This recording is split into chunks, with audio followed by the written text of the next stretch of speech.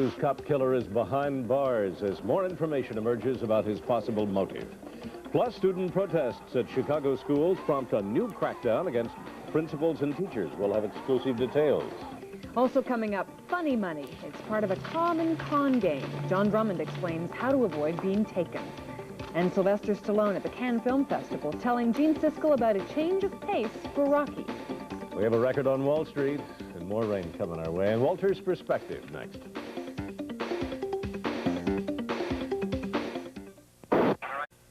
Channel 2, WBBM Television, Chicago. Live from Chicago's news team. The 10 o'clock news. Good evening. An accused cop killer is behind bars tonight, charged with murder held without bond. His name, Roman Chavez. His home, police say, was the scene of the crime. Tonight, he is the only suspect. The victims, 2 Chicago police officers, Gregory Hauser, 43, and Raymond Kilroy, 46. Both took bullets at close range. And according to police, this tragedy began with a simple domestic dispute. Tonight, the question remains, how and why did that dispute erupt in such an explosion of violence? As Channel 2's Elizabeth Vargas reports, police, family, and friends are still searching for answers. 23-year-old Roman Chavez showed no remorse as police led him to court today. Did what I had to do. That's all I say. I tried. With those chilling words, Chavez admitted shooting to death 2 veteran police officers last night and fulfilling death threats he previously made against police. Channel 2 News has learned that last week, Chavez threatened to kill several Elmwood Park policemen after they arrested and incarcerated him in February for traffic violations and resisting arrest. Friends say Chavez confided he had bought 2 guns to commit the crimes. He said that he was going to ambush them and wait for him behind the police station and kill him, the cops that were messing with him. That's about Did you take him seriously? No, everybody on the bus was listening to him. He was going crazy on the bus, and I just moved away. Chavez had had several run-ins with police, mostly for minor violations. His arrest records with Chicago and Illinois State Police are filled with warnings he may be confrontational or try to escape. But nothing in those records prepared police for last night's brutal attack. Chavez fired 6 shots at point-blank range into the officers as they tried to arrest him in his grandmother's garage. He then led police on a 5-hour chase. The grandmother had called police because Chavez refused to move his car. Oh, why did I ever call him? Why did I ever call him? Why did I ever call him? I've been threatening to call him for a long time, and I never did. And this time I called him. Oh, God, what did I do wrong? I don't know. Florence Zuniga never dreamed her call for help would end in such violence. Elizabeth Vargas, Channel 2 News. The slain officers are remembered as hard workers, among the best to patrol the streets. Purple bunting hangs over the doorway at police headquarters, a reminder of the department's loss. At the 25th District headquarters, where the officers worked, their commander described them as more than just partners. These officers have worked together over 20 years. You know, you have a partner, it's more like a family. They were good officers. They were doing what they were trained to do, respond to calls and try to suppress crime. And they paid the price for responding to this particular call. Funeral services for Officer Hauser are planned for Thursday. Officer Kilroy will be buried Friday. There was some other news today in Chicago. A move to give Mayor Daley free rein in selecting a permanent school board is in the works tonight by some of his allies. Last Friday, the mayor named 7 people to replace members of the interim school board, but 8 vacancies still remain.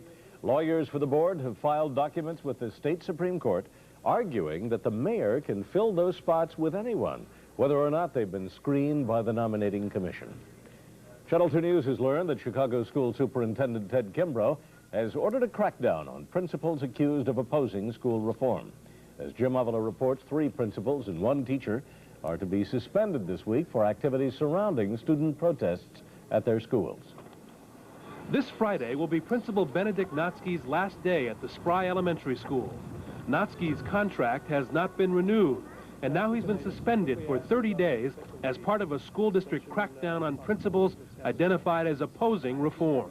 Did you, in fact, try to stop school reform or interfere with the local school council here? No, at no time ever. I wouldn't do something like that. Channel 2 News has learned that Superintendent Ted Kimbrough has ordered a crackdown on school staff working against the new local school councils. 3 principals, Notsky at Spry, Dorothy Hogan at Marquette, and for a second time this year, Sylvia Aslani of Pickard, plus 1 teacher from Spry, will be suspended this week for allegedly organizing student walkouts, abusing their power, and printing anti-school council flyers on school property. Superintendent Ted Kimbrough says principals must keep students out of the political wars surrounding reform. Children shouldn't become involved in a political pawn game. I think kids need to be in classrooms where they can learn. They don't need to be part of demonstrations. They don't need to be part, on school time that is, they don't need to be a part of this whole thing about who's going to be hired and who's not going to be hired. It's between the community and the local school council. The children are not to be brought into this. That's something that I've talked to the teachers about since this started. The local school council at Spry claims Notsky and teacher Maria Prato constantly work against the new system.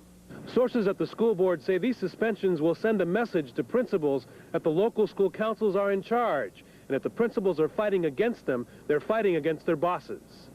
Jim Avila, Channel 2 News. 1 principal, Dorothy Hogan of Marquette Elementary, resigned Friday rather than accept a 30-day suspension. How to avoid some classic con games. John Drummond reports after a break. And the state takes action against the driver whose runaway car killed 3 children. Some new details about how a broken alarm triggered a manhunt after a break. The state of Illinois has suspended the driver's license of a man whose car killed 3 children in Riverside. A state trooper today served papers at the Westchester home of James Harrisek. He is barred from driving until a doctor certifies that he is fit to be behind the wheel. Harrisek said he blacked out just before the accident more than a week ago. Cook County State's Attorney Cecil Partee said today that he believes charges against Harrisek are pending. Mob boss Albert Caesar Taco was sentenced today to 200 years in prison and fined $2 million. He was convicted last December of racketeering and extortion. And during sentencing, the judge told Taco, quote, "The purpose is not to punish you. The purpose is to rid you from society." New information tonight on the escape of accused murderer Joel Davis and alleged armed robber Keith Anderson from the Cook County Jail. Tonight, authorities revealed the 2 men were able to pry open a defective emergency door, which never sounded an alarm. The door opened out to a courtyard, where the pair apparently scaled a fence that was topped with barbed wire. A security camera nearby was not working. Jail officials blame overcrowding for the escape. They say that there was no room for Anderson or Davis in the maximum security section. The 2 inmates remain at large. Far from the headlines about jail escapees and mob bosses, there is a crime where the victims are taken for thousands of dollars before they really realize what hit them. It's all part of cons, crimes, and capers. A special report by John Drummond. This scene from the motion picture House of Games depicts a high-stakes pigeon drop game. I better get this. I suppose I better get this back to the hotel. Let's just talk about this for one moment.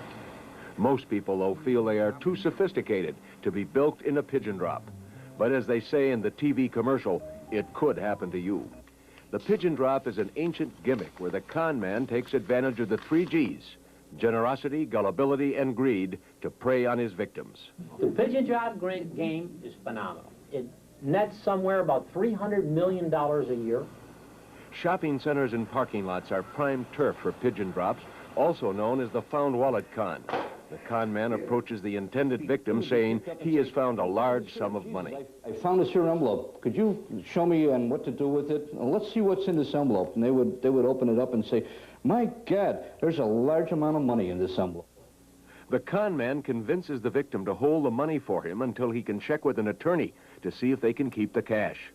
Soon, a second operator arrives on the scene, and the 2 con the victim into putting up some of his or her savings to show good faith. After the victim withdraws a sizable amount of money from the bank, a switch is made. The con men leave with the real cash, and the victim is left with a Michigan bankroll, not real moolah. It could be just paper, newspaper, cut up to make it feel like it's a roll of money or the same amount of money. Or even play money? Even play money, it could very well be, yes. But majority of the time, it's paper. Southsider Polly Ballard was bilked out of $9,000 through a pigeon drop and a follow-up con where two men posing as cops came to her home claiming they were investigating her case. Don't never take their advice that they found something or other, because it ain't nothing that they done find. Nothing but a bunch of paper. They have in that thing in a ball or something. And they's conging you right there, and you don't have sense enough to know it. Any way the human mind can devise to make money, the human mind can devise a way to steal money. For instance, we prosecuted a case in this office where a woman paid $30,000 to have, essentially to have a new toilet put in. Tomorrow we'll tell you about a Chicago woman who acted as a good Samaritan, only to be bilked out of $1,000. John Drummond, Channel 2 News. The Chicago Police Department offers monthly seminars to help people spot con men and their games. You can get more information on those seminars from the Community Relations Officer at your local police district. The Supreme Court plans to rule this summer on a federal law banning flag burning. The justices heard arguments today about patriotism and freedom of expression. If the law is struck down, sponsors may seek a constitutional amendment to outlaw flag desecration. Stock prices hit a new record high today on Wall Street as interest rates continued to ease. The Dow Jones Industrials rose 1995 to close just above 2821. That surpasses the previous peak by about 11 points. The Dow has gained more than 176 points in the past 2 weeks. Is confidence back? Well, the stock market has been the big business news for the past few days on television and in the newspapers. But we've also been covering another kind of business, government business, and it's the subject tonight of Walter's Perspective. Watch the news for any period of time or read the papers, and you surely believe that government business is by far the best business. There are so many people trying to get in on it. Think of all the stories you've heard about the million-dollar contracts being signed in Springfield or in City Hall. There are people in Chicago getting rich on those contracts. Salvatore Manzo is not one of them. On the contrary, Manzo's getting poor on his city contract. His is a story about how to lose money on a contract. He punches up the numbers and sees what he's losing. $5,672.40. Now, that's not a huge amount. In fact, it's nothing to the city, but it's due to Salvatore Manzo. Net due from the city, $5,672.40, and it has been due now for almost a year. Mr. Manzo's business is Reby Allied Van Lines, moving and storage on Clark Street, and it was in good faith that Reby provided space in storage for 11,000 pounds of belongings of a city official who needed to leave the things while finding a new place to live. His name is Anthony Gibbs, transferred to the Chicago Office of Intergovernmental Affairs in Washington, D.C. City Hall hired Reby with all the contract documents and letters that say the city will be responsible for the remaining balance of $5,672.40 for storage and moving. Please direct the final billing to the office of the mayor. That was on April 6, 1989, and Reby's been directing the billing ever since, and calling in there and asking, and the answer is always the same. The city won't pay it. We're not responsible. We're a new administration. So sue us, which is what Salvatore Manzo now has to do for $108 on top of the $5,672. That's the cost of filing the suit. Next, of course, will be the cost of the lawyers in court, and the lawyers for the city, and the judge, and the bailiffs, and the backlog in the court. For $5,672, the new administration will cost Reby and us who knows how many thousands more. Oh, for the days of an old administration.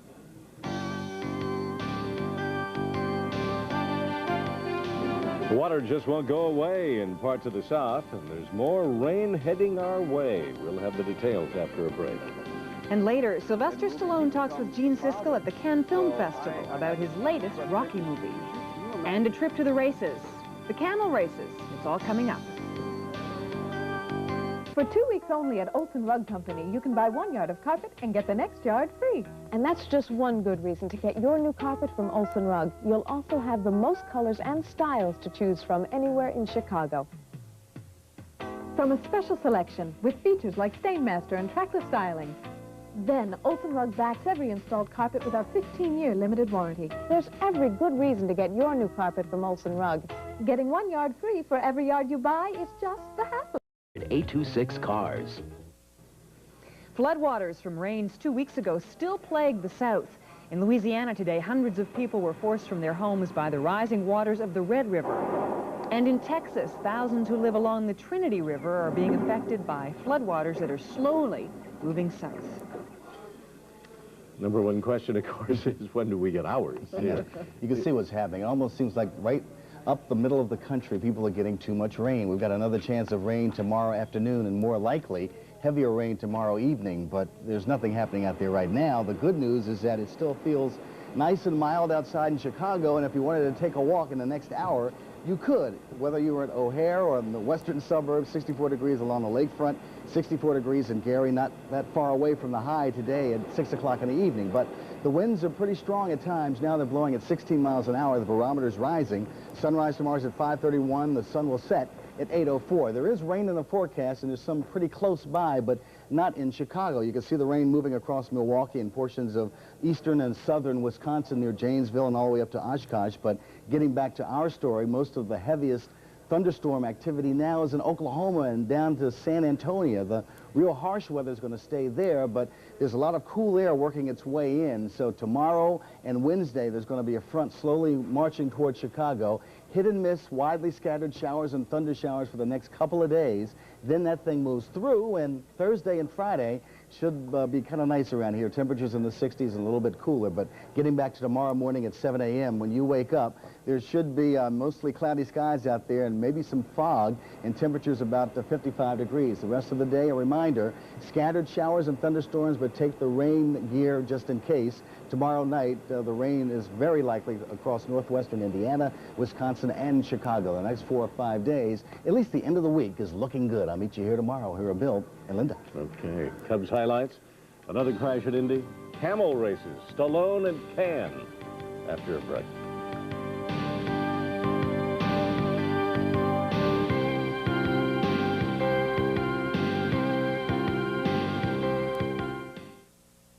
We've just learned a 6-month-old child has been shot on the south side. Police say that it happened around 10 o'clock near 41st and Cottage Grove. The mother was wheeling the child in a stroller when she heard a shot, looked down, and noticed her daughter had been struck in the head.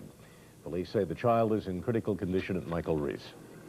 Time to turn to sports now. Johnny Morris is here with not good news from the Cubs tonight. I wish I had good news for you, Linda, but I do not, unfortunately. The Cubs managed to blow another game tonight, this time to the lowly Braves again, 3-2, as Atlanta scored twice in the 8th to win it. It was a 1-1 game in the 3rd when Andre Dawson clouded his 9th home run of the season, so the Cubs nursed a 2-1 lead with Les Lancaster pitching well. Lancaster got some fine defensive help all night. Now watch Lloyd McClendon rob Oderby McDowell with a man on third base. This catch kept the score 2-1 Cubs. But finally in the 8th, when the Braves broke through, Mitch Williams failed in relief for the 4th straight time. Jim Presley's double tied the game at 2-2, and I'll tell you, Williams is snake bit this year. A moment later, another single put Atlanta up 3-2 after 8 innings. The Cubs didn't die. They loaded the bases with no outs in the top of the 9th, but failed to score. Charlie Kerfeld got Sandberg to end the game 3-2 in favor of Atlanta. And take a look at Kerfeld. You'd think the Braves had just won their division. He was a mighty happy fella. He high-fived everybody in the ballpark. Okay, let's check the other scores around the major leagues. It was Cincinnati beating the Pirates. San Diego leads Philadelphia. San Francisco 2-0 over the Mets. In the American League, Sox were off. The Twins beat Oakland despite 2 Canseco home runs. It was Detroit losing to the Blue Jays. Boston leads Kansas City. That game is in the 9th. The Brickyard was busy today, as yesterday's 2 top qualifiers were running side by side in practice, Emerson Fittipaldi and Rick Mears. There was one crash this afternoon. Roberto Guerrero lost the wing to his car and hit the wall on the 3rd turn. Fortunately, Guerrero was not hurt seriously. The car will be fixed in time to try and qualify this weekend. Top lap time today was 225 miles an hour by Fittipaldi.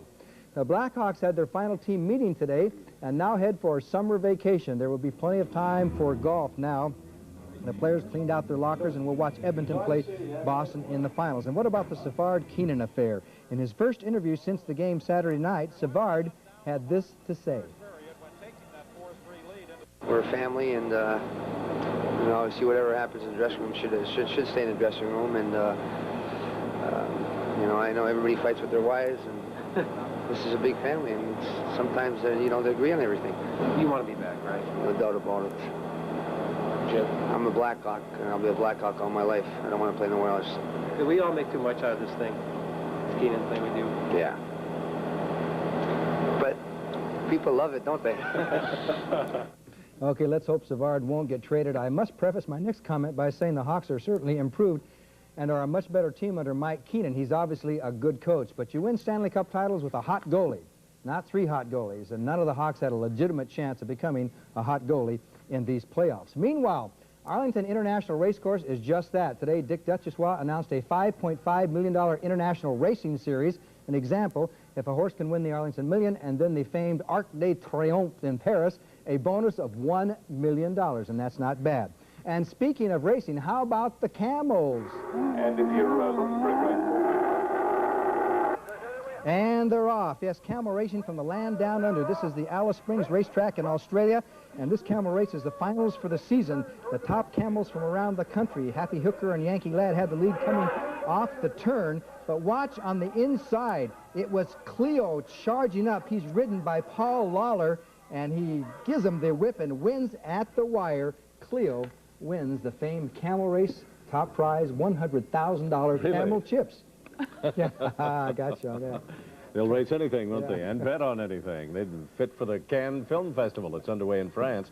One of the main attractions is Sylvester Stallone, mobbed by a crush of fans and reporters. But he did take time out to tell our Gene Siskel about his latest Rocky movie. It's like the Cinderella syndrome, coming home with a vengeance. Rocky wasn't born great. He inherited a really great mantle.